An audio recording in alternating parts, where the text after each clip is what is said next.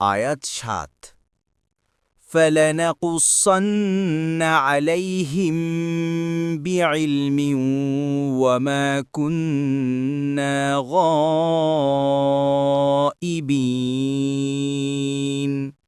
অনুবাদ অতঃপর অবশ্যই আমরা তাদের কাছে পূর্ণ জ্ঞানের সাথে তাদের কাজগুলো বিবৃত করব আর আমরা তো অনুপস্থিত ছিলাম না।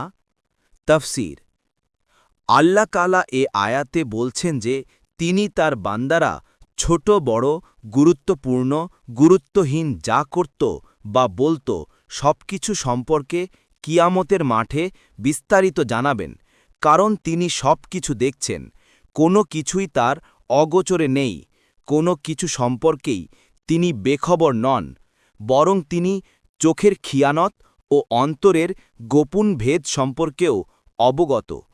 আল্লাহ বলেন, তার অজানায় একটি পাতাও পড়ে না, মাটির অন্ধকারে এমন কোনো শস্যকণাও অঙ্কুরিত হয় না, বা রসযুক্ত কিংবা শুষ্ক এমন কোনো বস্তু নেই যা স্পষ্ট কিতাবে নেই।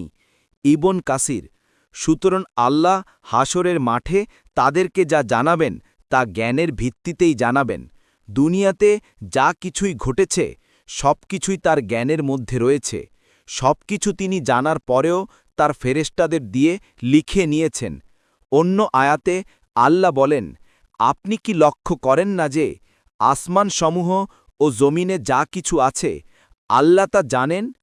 ৩ ব্যক্তির মধ্যে এমন কোনো গোপন পরামর্শ হয় না যে চতুর্থজন হিসেবে তিনি উপস্থিত থাকেন না, এবং ৫ ব্যক্তির মধ্যেও হয় না যাতে ষষ্ঠজন হিসেবে তিনি উপস্থিত থাকেন না। তারা এর চেয়ে কম হোক বা বেশি হোক, তিনি তো তাদের সঙ্গেই আছেন, তারা যেখানেই থাকুক না কেন। তারপর তারা যা করে তিনি তাদেরকে কিয়ামতের দিন তা জানিয়ে দেবেন। নিশ্চয় আল্লাহ সবকিছু সম্পর্কে সম্যক অবগত। অন্যত্র বলেন, তিনি জানেন যা জমিনে প্রবেশ করে এবং যা তা থেকে নির্গত হয়, এবং যা আসমান থেকে নাজিল হয় এবং যা কিছু তাতে উত্থিত হয়। তোমরা যেখানেই থাকো না কেন তিনি জ্ঞানে তোমাদের সঙ্গে আছেন।